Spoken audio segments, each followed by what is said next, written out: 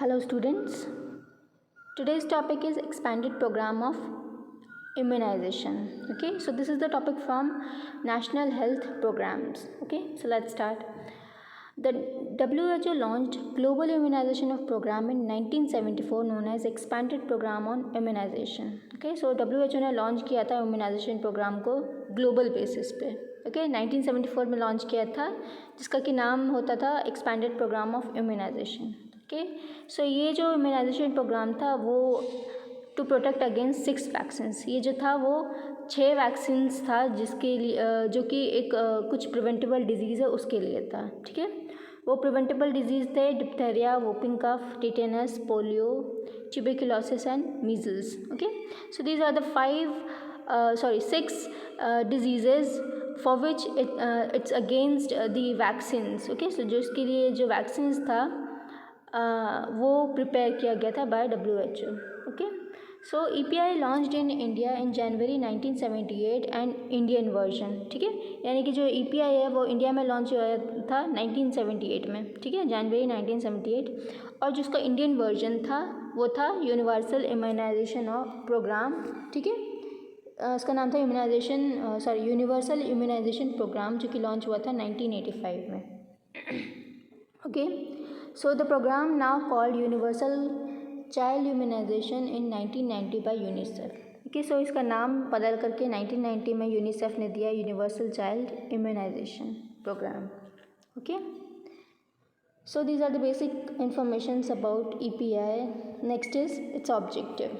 Okay so objectives are, first one is to cover at least 85% of infant for the 6 vaccines preventable disease in 1990. okay so first objective ये रखा गया है कि जो 1990 तक है जो टाइम लिमिट है उसके अंदर 85% इन्फेंट्स है वो प्रिवेंट हो सके ये जो 6 डिजीज़ है उनसे. ओके सो इसके लिए जो 6 वैक्सीन्स है उसको प्रिपेयर किया गया. Second one is to achieve self sufficiency in vaccine production and manufacture of cold chain equipment for storage purpose. Okay so ये जो सेकेंड ऑब्जेक्टिव है वो ये बनाया गया है कि अपने आप को सेल्फ सफिशिएंसी बनाना है कि जो कोल्ड चेन है वो उसका मैन्युफैक्चरिंग हर जगह हो ताकि जो इक्विपमेंट्स है और जो वैक्सीन्स है उसको प्रिवेंटेबल तरीके से उसको अच्छे से सुरक्षित तरीके से उसको रखा जा सके. ठीक है, होल्ड किया जा सके. So these are the 2 most important objectives of EPI. Next is the objectives. Okay objectives जो कि 2007 तक उसको जो पोलियो था उसको इरेडिकेट किया जाए उस पर बनाया गया. ठीक है, तो फर्स्ट ऑब्जेक्टिव है elimination of neonatal tetanus, diphtheria and pertussis by 2009. Okay so 2009 तक जो ये 3 लाइफ थ्रेटनिंग डिजीज़ था. ओके उसमें से फर्स्ट क्या था, टिटेनस, डिप्थेरिया, पर्ट्यूसिस, उससे जो न्यूनेट्स है उसको एलिमिनेट किया जाए. ठीक है, second is establishment of sufficient sustainable and accountable fund flow at all the levels. Okay so जो तीनों लेवल्स है प्राइमरी, सेकेंडरी, टर्शियल लेवल है, जो ये तीनों हेल्थ लेवल्स है वहाँ पे हर चीज़ की सफिशिएंसी हो. ठीक है, हर एक चीज़ सस्टेनेबल तरीके से मिले, कहीं पे भी किसी चीज़ की कमी ना हो. Okay third one is ensures that there is a sustained demand and reduce social barrier to access immunization services. ठीक है, third one is the objective which the health workers has to deal with their mental barriers. okay इनकी mentality थी जो लोगों की जो urban area है या फिर रूरल एरिया में जो मेंटालिटी थी अबाउट वैक्सीन्स उसको उससे फाइट करना था. ठीक है, फॉर एग्जांपल जो लोग थे उस टाइम के वो क्या करते थे कि उनको वैक्सीन्स पे भरोसा नहीं होता था और वो लोग काफ़ी सारे लोग हैं जो वो बच्चों को जल्दी वैक्सीन्स नहीं दिलाते थे. ठीक है, तो उससे लड़ने के लिए, उससे लोगों को इंश्योर करने के लिए कि ये उनके लाइफ के लिए, उनके बच्चों की लाइफ के लिए कितना इम्पॉर्टेंट है, कितना सस्टेन्ड है, वो सारे सोशल बैरियर्स को कम करना उनके लिए बहुत ज़्यादा ज़रूरी था. ठीक है, तो जो सोशल बैरियर्स है उससे फाइट करके लोगों को इसकी अहमियत बताना इम्यूनाइजेशन की, वो क्या है, थर्ड ऑब्जेक्टिव है. Okay next is strategies. So जो यूनिवर्सल इम्यूनाइजेशन प्रोग्राम है उसकी स्ट्रैटेजीज़ को प्लान किया गया. First strategies is to reduce the drop out rate and missed opportunities. Okay so यहाँ पे क्या बोल रहा है, स्ट्रैटेजीज फर्स्ट क्या है, वो सारे बच्चे जो 1 से 5 साल में आते हैं स्पेशली, और जो स्कूल को छोड़ देते हैं, ठीक है। एंड क्या होता है कि वो सारे बच्चों को जो वैक्सीन है वो उनके सीधे उनके डायरेक्टली उनकी स्कूल से मिलता था, बट अगर बच्चों ने स्कूल से ड्रॉप आउट ले लिया तो वो वैसे भी उनको वैक्सीन मिल नहीं सकता, ठीक है, नहीं मिल पाएगा। इसीलिए वो सारे ड्रॉप आउट्स को रोकना प्लस मिस्ड अपॉर्चुनिटीज़ मतलब कि जिन लोगों ने वैक्सीन नहीं ली है उनको कब कब और किस समय पर उनको वो सेकेंड वैक्सीन है जो मिस्ड हो गया उसको देना है, वो क्या था स्ट्रैटेजीज़ में आता है, ठीक है। कि ये उसके लिए ये स्ट्रैटेजीज़ प्रिपेयर किया गया कि जो मिस्ड है, जो लोग छोड़ दिया है जिन लोगों ने, या फिर जो लोग ड्रॉप आउट है, उनको कब और कैसे वैक्सीन प्रोवाइड करना है, ठीक है। Second is strengthening of institutional service at all levels, okay. So जो इंस्टीट्यूशनल सर्विसेज है उसको तीनों लेवल पे स्ट्रेंथन किया जाए, ठीक है। तीनों लेवल मतलब primary, secondary and tertiary level पे जो इंस्टीट्यूशनल सर्विसेज है उसको और बढ़ाया जाए, स्ट्रॉन्गर बनाया जाए, स्ट्रेंथन किया जाए, ठीक है। Third one is to strengthen coordination and review meeting at all levels, okay.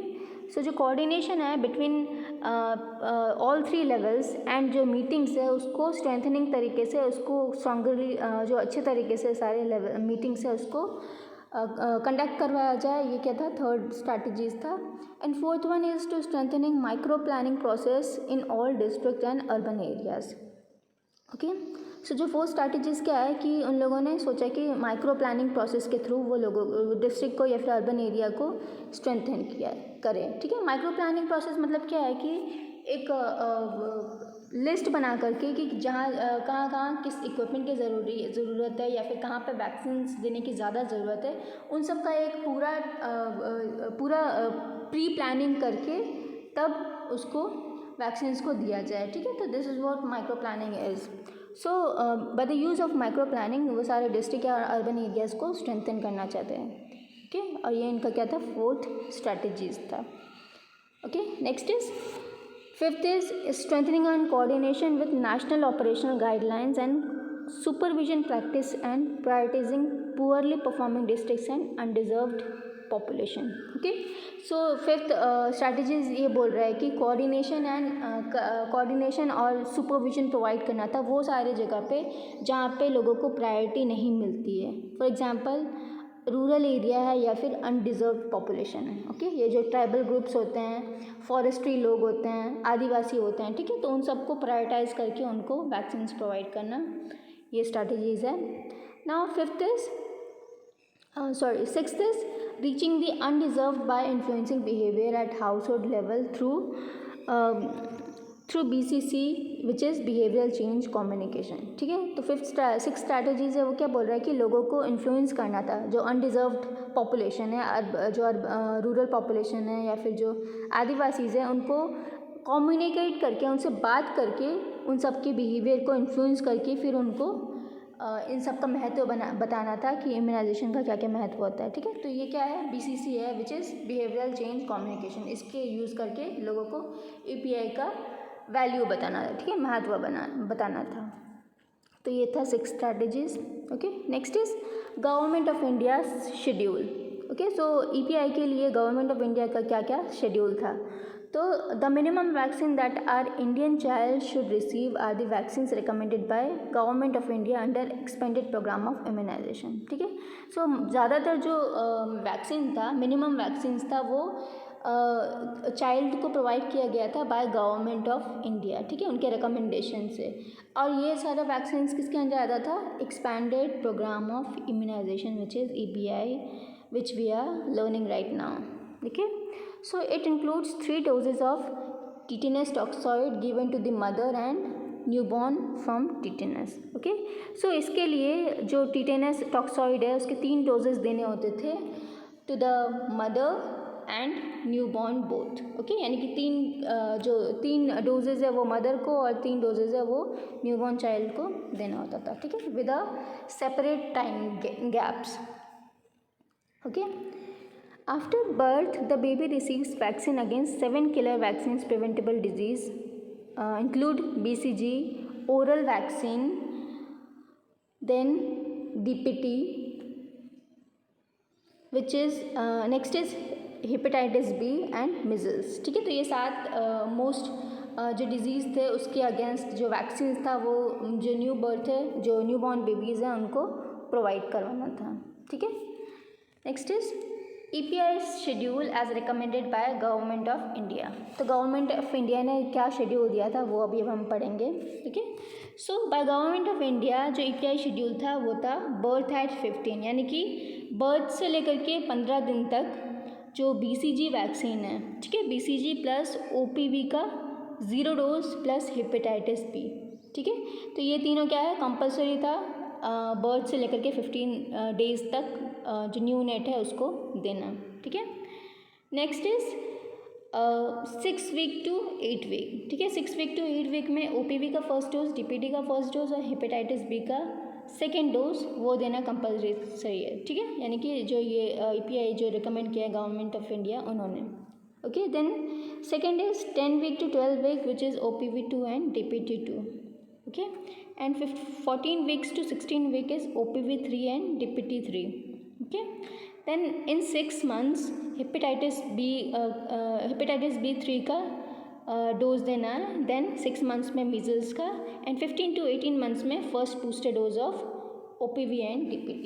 ठीक है, तो ये शेड्यूल है गवर्नमेंट ऑफ इंडिया ने दिया था जो EPI।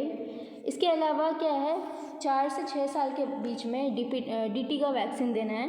ओके, देन 10 साल में टिटेनस टॉक्सॉइड एंड 16 ईयर्स में tetanus toxoid. Okay, so these are the schedule of government of India recommended for Indian versions. Okay, now next is vaccine schedule recommended by Indian Academy of Paediatrics. ठीक है, तो ये second recommendation है schedule का जो कि दिया है इंडियन अकेडमी ऑफ पीडियाट्रिक्स ने। Okay, so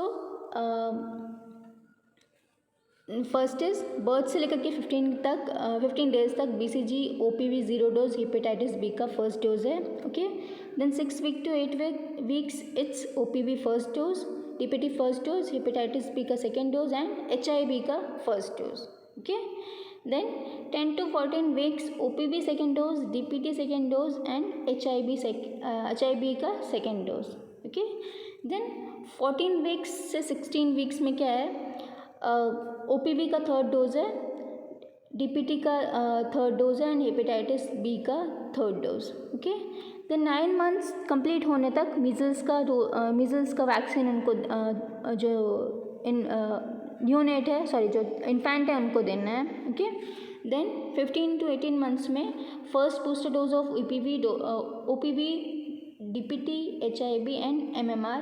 okay, then 4 to 6 years में second booster dose of OPV and DPT, 10 years and 16 years में TT का डोजेज।